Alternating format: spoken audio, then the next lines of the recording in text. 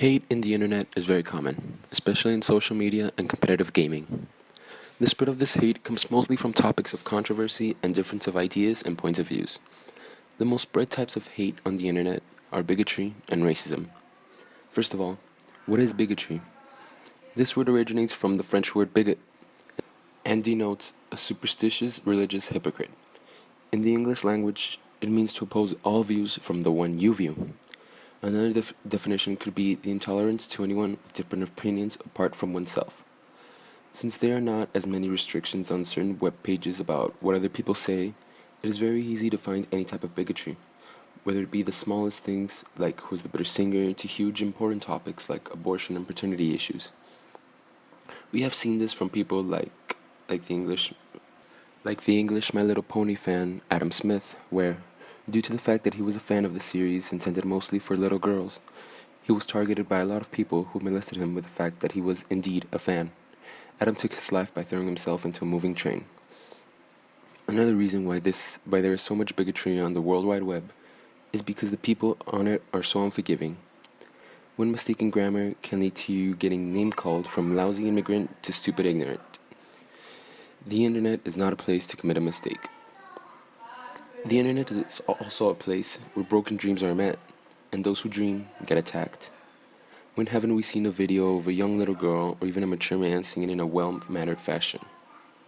But the comments on the videos are not as charming as the video itself. We see counted people that actually support the singer, but 10 times more self-proclaimed critics harassing the performer into oblivion with statements on their bitter and minuscule flaws, but continue to miss out on how fashionably well the show was. Another very different type of anger given out from web surfers is racism. Racism is a derivative from the word race, and not the ones where you get first place, but as in where you are from or where you were born. We may have been post-Martin Luther King, but racism and idealisms of segregation and dividing by culture, skin color, or by what language you speak are still out there, and there are a lot of people who support these movements. Defining what constitutes hate is not always simple. On the one hand, statements that exert that Jews are money hungry, gays are immoral, abortionists are murderers, Israel is an apartheid state, niggers should return to Africa, and calls to boycott Israel are all unpleasant yet illegitimate speech. On the other hand, calls that incite violence against target groups fall under the definition of incitement. An example: harmful speech that is directly linked to harmful action. Thus, when we speak of hate speech, we speak of malicious speech that is intended to victimize and dehumanize its target, often but not always vulnerable minorities. Hate speech is fuzzier than incitement, and concretely more damaging than advocacy. Hate speech creates a violent atmosphere of double victimization. The speaker portrays themselves as being under-attacked, misunderstood, and marginalized or delegitimized by powerful forces, such as governments and conspiratorial organizations. The answer to their problems is the victimization of the target group. Their victimization is the speaker's salvation. Raphael Cohen Almagor, 2011. I am going to talk about the risks that the children face on internet. The children face risks on internet that can lead them to depression. This is because all the things that they see on internet, one example is the publicity. When they see the publicity, they believe that they need to have it to be happy or that they need to be like the people on the announcements.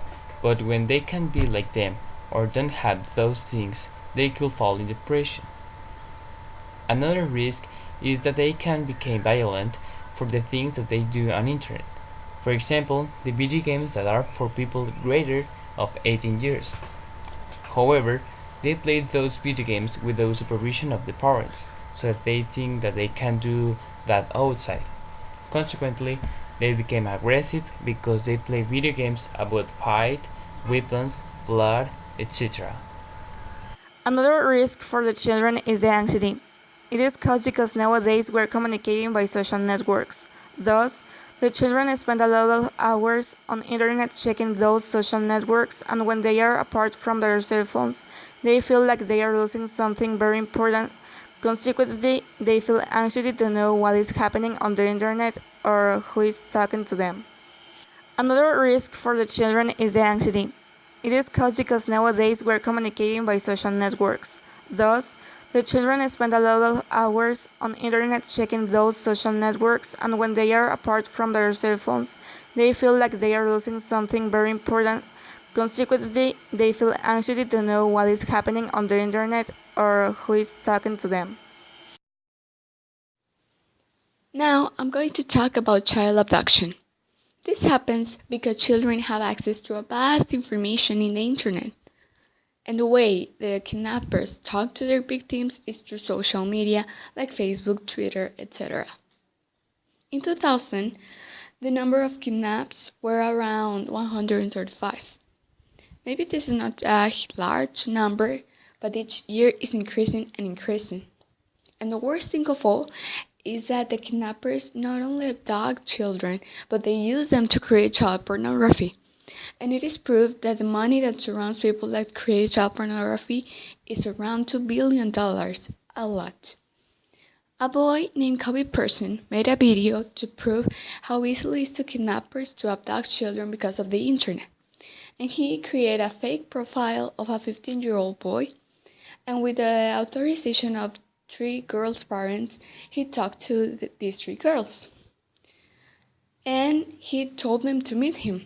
The worst thing of all is that the 3 girls actually went to meet this fake guy. Hopefully, there were their parents there. With this, he proved how easily it is nowadays to children to be abducted because of the internet and to talk with strangers.